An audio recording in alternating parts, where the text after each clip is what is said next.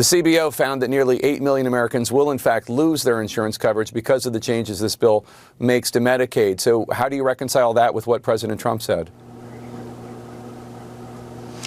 It's directly in line with what the president said. I've said the same. We are not cutting Medicaid in this package. There's a lot of misinformation out there about this, Jake. The numbers of Americans who are affected are those that are entwined in our work to eliminate fraud, waste, and abuse. And what do I mean by that? You got more than 1.4 million illegal aliens on Medicaid. Medicaid is not intended for non-U.S. citizens. It's intended for the most vulnerable populations of Americans, which is pregnant women and young single mothers, the disabled, the elderly. They are protected in what we're doing because we're preserving the resources for those who need it most. You're talking about 4.8 million able-bodied workers, young men, for example, who are on Medicaid and not working. They are choosing not to work when they can. That is called fraud. They are cheating the system.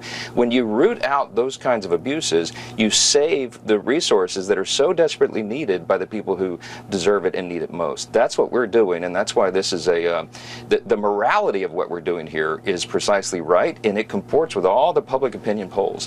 When people ask whether young men, for example, who are able-bodied and have no dependents should be working, everybody says yes, and that's what our package does. So these estimates that you're hearing are accurate, but it's dealing with those numbers of people in the population, and that's going to make preserve the program and strengthen it for those who need it most. So 1.4 million people in your home state of Louisiana are on Medicaid.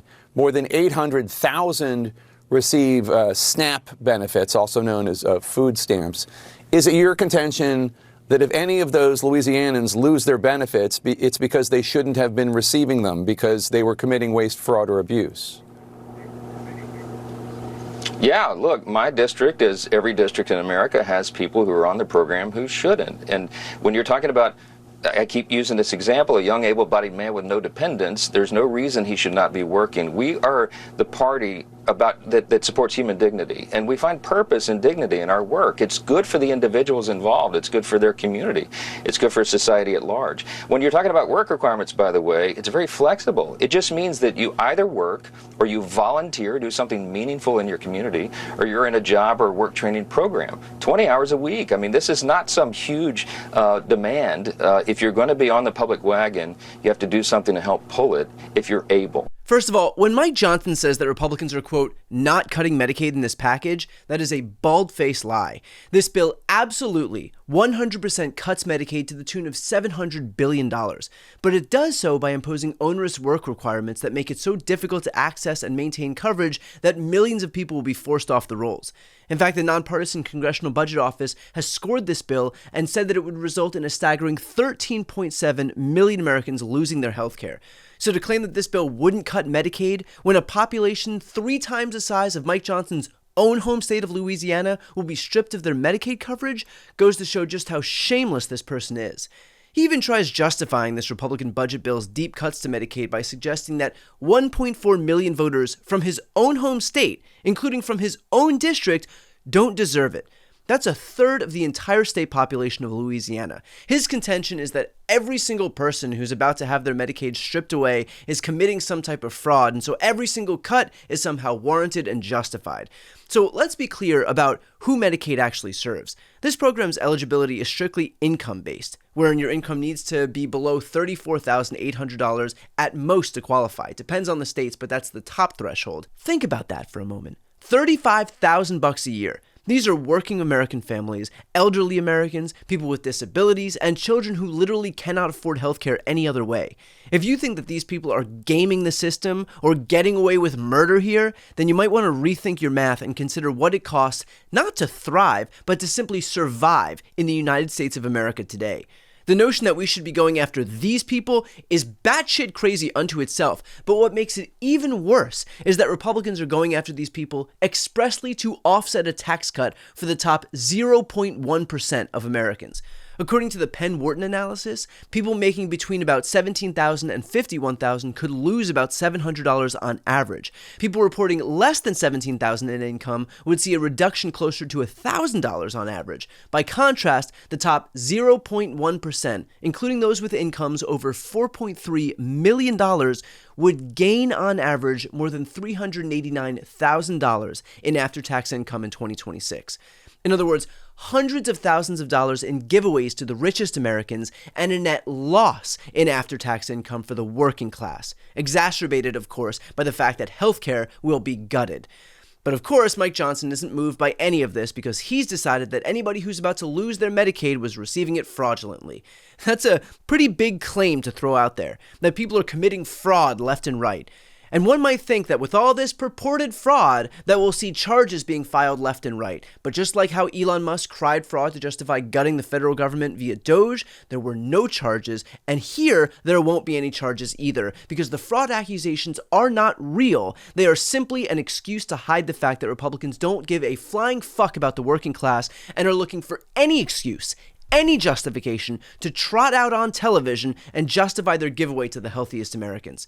In fact, I posed that same question to Tomi Lahren on Alex Michelson's show on Fox LA, and she too didn't have much of an answer here. I think you and I can both agree that if these folks are committing fraud, that is a serious crime, probably the most serious crime that you could commit. And I mean, anybody who is committing fraud would obviously be charged, tried, convicted. And so can you explain to me how we've been hearing this talking point about fraud, all this fraud is getting eliminated over and over and over again, and yet not a single charge has been filed. So if there's all this fraud that Elon Musk is tweeting about on a daily basis, that Fox is hosting interviews to discuss, where are the charges? I can't wait for those charges to come down. As you know, it takes a little while. Now, let's be clear. The fraud charges aren't going to happen, and Republicans know they're not going to happen, but this claim serves as the GOP's placeholder so that they have some plausible deniability to make these cuts, knowing that by the time we realize there's no fraud, the bill will have already passed, Republicans will have already gotten their tax cuts, and it'll be a done deal. So they'll just lie right now because it's not about protecting people, it is about buying time until they can codify their tax cut. What's particularly galling, though, is how Republicans like Mike Johnson and others will wrap this cruelty in the language of fiscal responsibility. They'll talk about waste, fraud, and abuse in Medicaid as if there are millions of people fraudulently collecting benefits. But study after study has already shown that fraud rates in Medicaid are extremely low, usually less than 1% of total spending.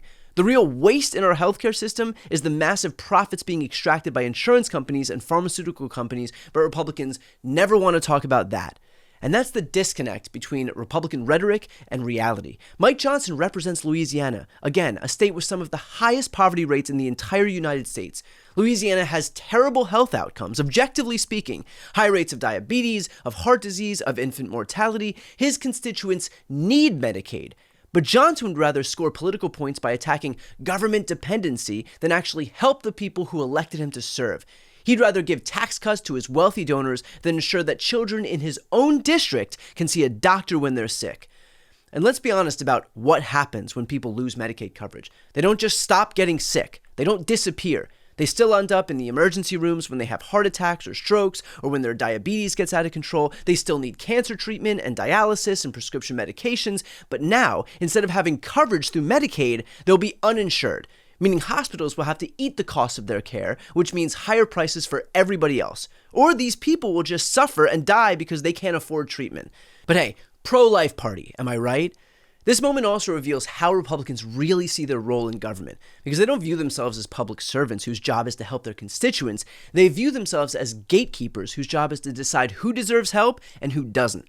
Johnson isn't asking here, how can we make sure everyone in Louisiana has access to healthcare? What he's asking is, how can we kick as many people off of government programs as humanly possible?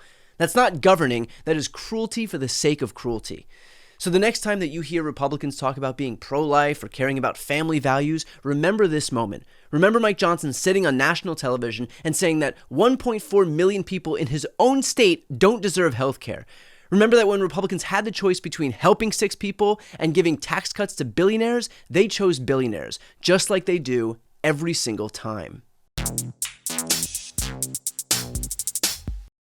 Before you go, if you enjoyed this content and you want to see more and support independent media, please subscribe to this channel. The subscribe button will be right here on the screen.